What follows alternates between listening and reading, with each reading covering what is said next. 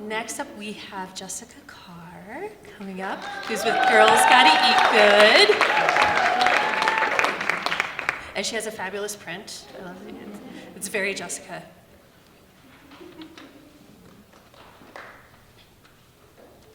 Imagine you are running a marathon. You look out at the other runners and you realize that they are given a starting point ahead of you.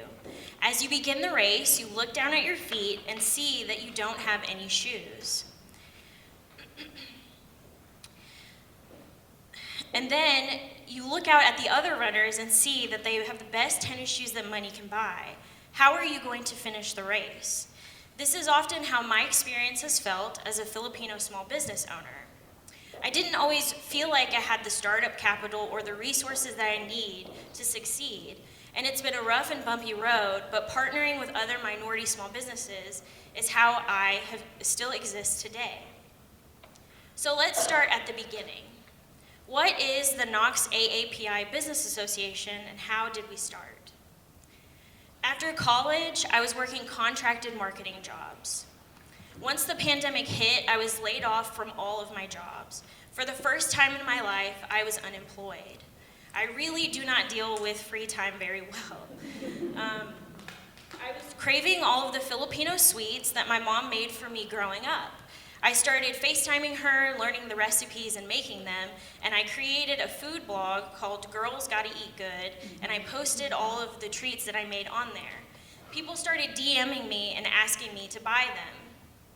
Once everything resumed, I was working at my contracted marketing jobs during the week and then doing pop-ups on the weekends. I was working 60 to 70-hour work weeks, and I knew that it was unsustainable. I really believed in my baking business, and I wanted to give it a fair shot. I took a leap of faith and I applied for the farmer's market, and after being on the wait list for a little while, I finally got in. Sounds like a really good success story so far, right? Well, let's keep going. When I got into the farmer's market, I was one of the only people of color vending there. I was breaking new ground. I was Knoxville's first ever Asian bakery.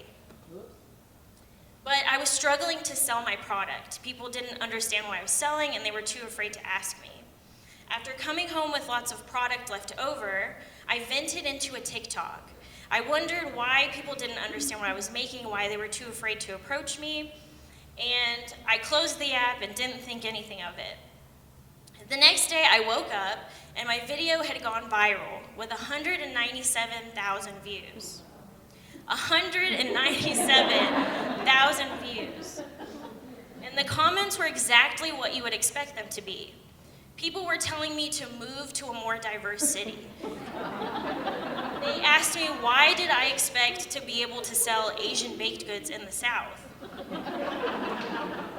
But what they didn't understand is that my mom is Filipino, but my dad is from Tennessee. This is my home.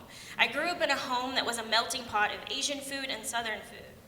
But it was then that I realized people feared what they didn't understand. And this is the experience for many minority small business owners. It can be an isolating and lonely experience. But it wasn't until I partnered with other Asian small business owners that I felt seen and heard and understood. So that's why in 2022, I partnered with Vic Scott, formerly of Soul Brothers, and we wanted to do something for Asian American Pacific Islander Heritage Month. We created a scavenger hunt that featured Asian small business owners, and after the month, they all reported that they had an increase in sales. The next year, we wanted to do something bigger, so we hosted the first ever Asian night market. All of our vendors were completely Asian small business owners and minority business owners. When I was planning this market, I was afraid that nobody was going to show up. I had 20 vendors depending on me. But we had 1,200 people attend our first ever market. This shows me that Knoxville really does want to show up for diversity. So what does the future hold for minority small business owners? Currently, we live in a country where our administration is targeting diversity, equity, and inclusion initiatives.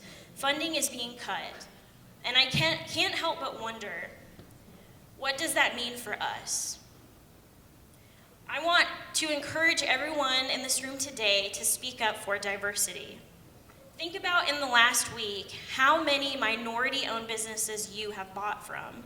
I'm talking about Asian-owned businesses, Black-owned businesses, queer-owned businesses, and so on. Your dollar has impact. I want you to always keep this at the forefront of your mind.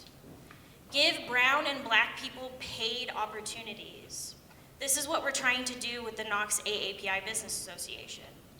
The harsh truth is that words of encouragement are great, but if you don't buy our products or give us paid opportunities, we will no longer exist. So why does this matter? Why does supporting minority-owned businesses matter so much? And it matters because representation matters. A few years ago, I had another Asian baker come talk to me, and when she found out that her and her husband were moving to Knoxville, she was afraid to start her business here. She didn't think that anyone would want to buy her product. She visited the farmer's market and saw my booth, an Asian bakery, had a line, and she knew that she could be successful here. I want to encourage you to lift up women of color, and if you are a minority small business owner today, please raise your hand.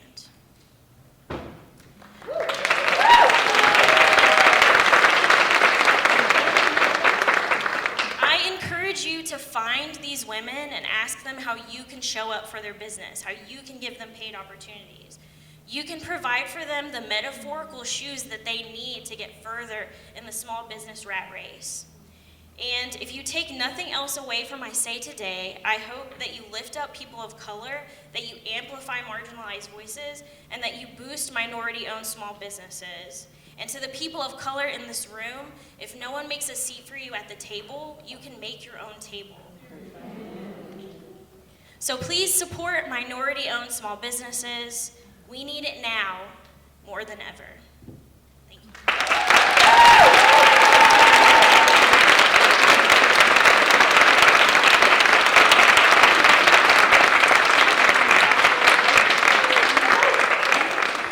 If you got the opportunity to, Jessica had the sweet treats that we had up there, which unfortunately they're all gone, but also that's amazing that they're all gone.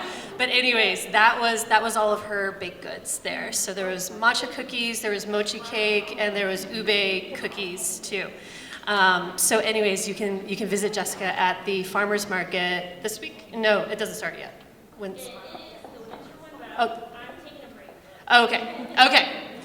Understood.